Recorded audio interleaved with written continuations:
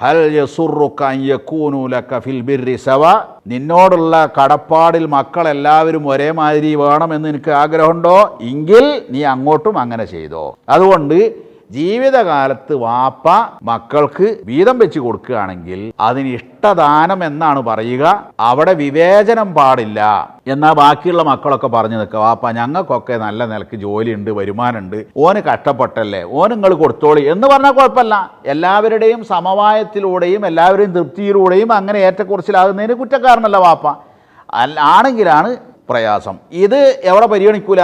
ഈ കൊടുത്തത് അനന്തരാവകാശത്തിൽ പിന്നീടത് പരിഗണിക്കുകയും ഇല്ല. പിന്നെ വിൽപത്രം എന്ന് പറഞ്ഞൊരു പരിപാടിയുണ്ട്. ചില ആളുകൾ ഇങ്ങനെ എഴുതി വെക്കും, മരണം വരെ എൻ്റെതായിരിക്കും, എൻ്റെ മരണശേഷം എന്നാക്ക്. ഇതിനൊന്നും ഇസ്ലാമിൽ ഒരു വിലയില്ല, ഇന്ത്യയിലെ പേഴ്സണൽ ലോയിലും ഒരു വിലയില്ല. കാരണം അനന്തരാവകാശികൾക്ക് വസിയത്ത് ഇസ്ലാം അംഗീകരിക്കുന്നില്ല. ലാ വസിയത്ത് ലി വാരിസിൻ, അനന്തരാവകാശികൾക്ക് വസിയത്ത് ഇല്ല, പാടില്ല. അത് ഇജ്മാഉള്ള കാര്യമാണ്. അപ്പൊ ഈ സ്വത്തിൽ നിന്ന് ചില മക്കൾക്കൊക്കെ വസിയത്ത് ചെയ്ത് കൊടുക്കല്ലേ, അത് പറ്റൂല എന്ന് വെച്ചാൽ ഞാൻ അങ്ങനെ പറഞ്ഞിക്കാം, തറവാട് ചെറിയ മോനാണ് കേട്ടോ എന്ന് വാപ്പ എഴുതി വെച്ച് നിൽക്കുക, ഒരു കിട്ടൂല, ഷറയ്യായിട്ട് കിട്ടൂല.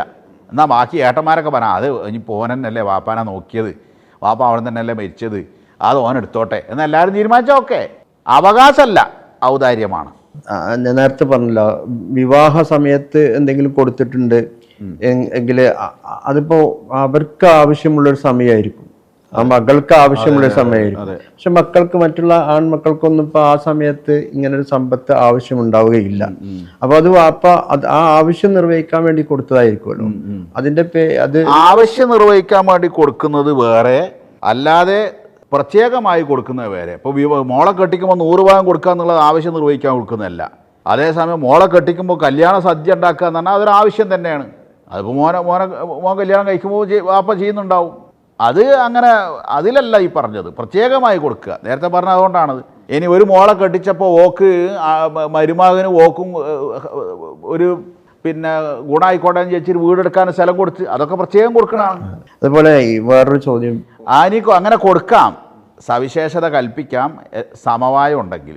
എല്ലാവരെയും സമ്മതമാണ്, പ്രശ്നമല്ല, അത് നിങ്ങൾ കൊടുത്തോളി എന്ന് പറഞ്ഞാൽ ഓക്കെ.